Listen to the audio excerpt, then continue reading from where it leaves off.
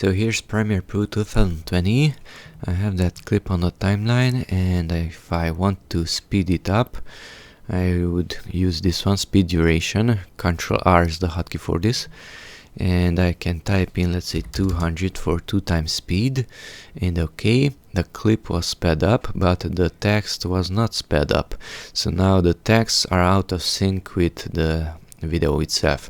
So how to synchronize them and speed up both the text and the video?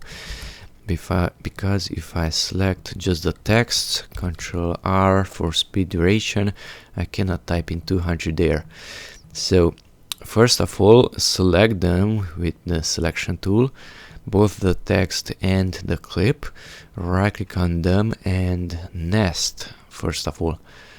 Okay, create a nest that's like a folder, and these will be the equivalents of files. Okay, so now everything is hidden. You can double click on it and they are inside here, and you can exit from this so-called folder nest with this one.